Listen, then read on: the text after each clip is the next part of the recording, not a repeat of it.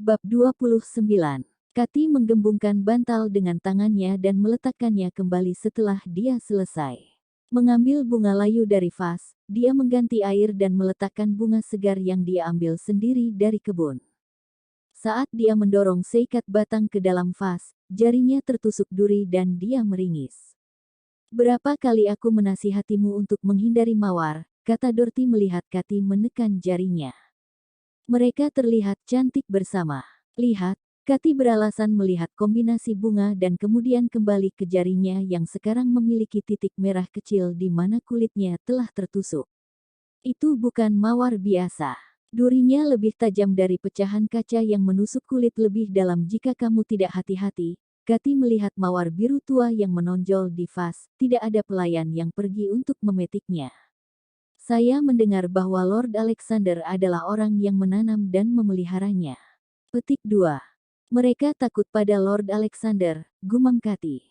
"Tentu saja itu hal lain yang perlu dipertimbangkan," kata Dorothy sambil berpikir. "Tahukah Anda seorang wanita ditemukan mematahkan cabangnya dan merobek mawar pada suatu malam?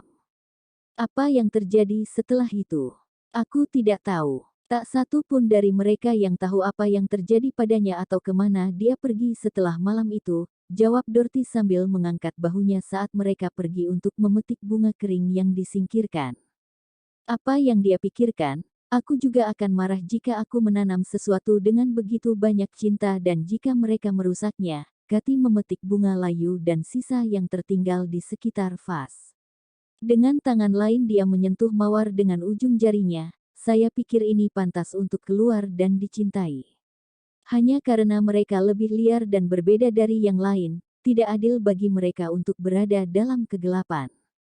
"Sepertinya tanganmu belum sembuh," kata Dorothy melihat tangannya yang berwarna hijau muda. "Apakah sakit?"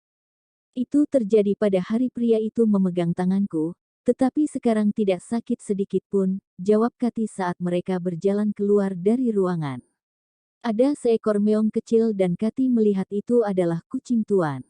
"Tuan memiliki titik lemah untukmu, bukan? Lihat bahkan kucingnya menyapamu."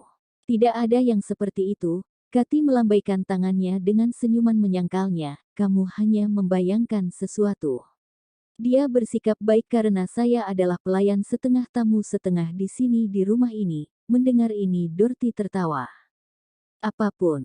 Apakah Anda tahu Kit mengatakan dia mungkin telah melihat vampir yang menuduh Anda di penjara bawah tanah tetapi dia tidak sepenuhnya yakin." Mempercayai mata Kit seperti berjalan di atas bara panas. Penglihatannya buruk jadi anggap itu sebagai rumor. "Ada. Apakah pria di penjara bawah tanah itu karena dia?" Dia bertanya-tanya apakah itu karena pria itu telah melanggar hukum dengan menyerangnya di depan umum. Penjara bawah tanah adalah tempat yang mengeksekusi hukuman dan orang-orang tanpa belas kasihan. Tidak ada detail tentang itu karena pelayan di mansion tidak tahu apa-apa tentang itu kecuali beberapa orang yang mengoperasikannya. Pergi ke sana adalah terlarang.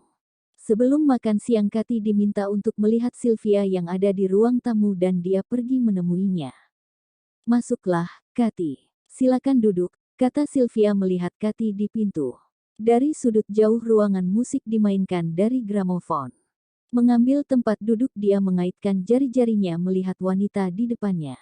Sylvia terlihat tidak kurang dari putri seorang pria kelas atas saat dia memutar sendok di cangkir sebelum menyerahkannya padanya. Rambutnya diikat dengan partisi samping dan senyum lembut di bibirnya.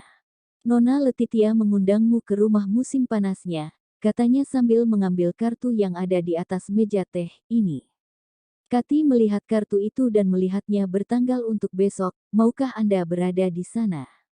"Kau tidak ingin aku melakukannya?" Sylvia bertanya padanya dan Kati menggelengkan kepalanya. "Maafkan aku, bukan itu maksudku. Saya tidak akan nyaman pergi ke sana sendirian," kata Kati sambil melihat kartu itu. "Kami tahu," jawab Sylvia sambil tersenyum. "Kami akan berangkat jam 7 pagi dan saya sudah berbicara dengan Martin tentang ketidakhadiran Anda untuk besok karena itu Anda tidak perlu membicarakannya dengan dia." "Terima kasih," Kati senang mendengarnya. Dia tidak ingin bertanya pada Martin di depan pelayan manapun karena sulit untuk menemukannya sendirian sementara dia selalu mengganggu pelayan. Selalu ada gosip kecil di sekitar mansion dengan para pelayan dan dia tidak ingin menjadi bagian darinya. Lagi pula dia tidak akan tinggal di Valeria selamanya. Dia harus pergi suatu hari nanti. Bolehkah saya mengajukan pertanyaan? Dan Sylvia mengangguk untuk melanjutkan, di mana Lord Alexander menemukan batang mawar yang tumbuh di belakang mansion.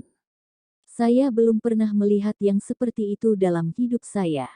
Pertanyaan tak terduga itu mengejutkan Sylvia, dia menerimanya dari ibunya. Jadi kamu yang merangkai bunga.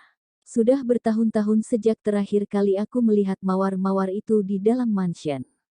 Jika saya ingat, para pelayan diminta untuk tidak menyentuh mereka setelah sebuah acara.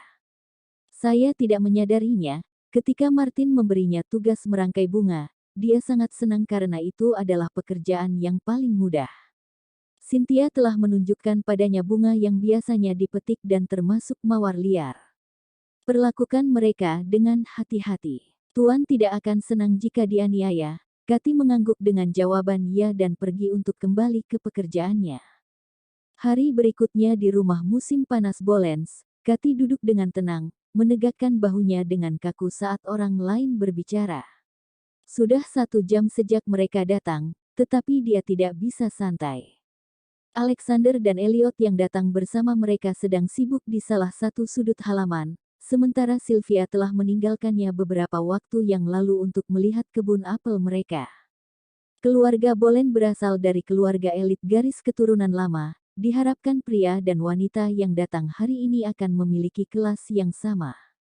Wanita dengan gaun megah dan kipas di tangan mereka saat mereka berbicara satu sama lain. Kebanyakan dari mereka berperilaku malu-malu dengan sopan dan sopan. Beberapa pria telah berusaha untuk bertukar senyum atau dua tapi dia terlalu kaku atau malu untuk berbicara. Dia tidak terbiasa dengan perhatian seperti itu. Halo, sebuah suara milik seorang pria menginterupsi pikirannya yang kusut, kurasa kita belum pernah bertemu. Saya Lancelot Milford. Pria itu memperkenalkan dirinya dengan senyum cerah di wajahnya saat dia mengulurkan tangannya ke depan. Catherine Welcher, kata Kathy sambil memberikan tangannya tidak yakin dan pria itu meletakkan ciuman di atas buku jarinya, membuatnya menarik tangannya kembali ke sisinya.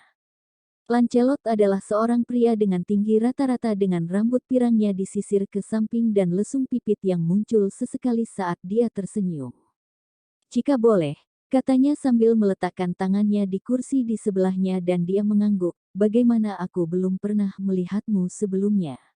Aku pasti tidak akan rindu melihatmu. Ini pertama kalinya saya menghadiri pesta teh, jawabnya. Saya melihat orang tua Anda sangat menghargai saat Anda masih muda dan cantik. Apakah mereka di sini? Tanyanya mengambil biskuit dari piring dan memasukkannya ke mulutnya. Ah tidak. Kata Kathy sambil melihat ke arah Elliot yang sedang mengobrol dengan seorang anak kecil. Saat dia dan Lancelot berbicara, dia merasa pria itu mengganggu dengan pertanyaannya. Dia menghindari pertanyaannya dengan halus dan tersenyum pada lelucon yang dia coba buat namun dia tampak seperti pria yang baik. Dia pernah memergokinya melihat garis lehernya tetapi mengabaikannya karena berpikir itu mungkin karena kesalahan.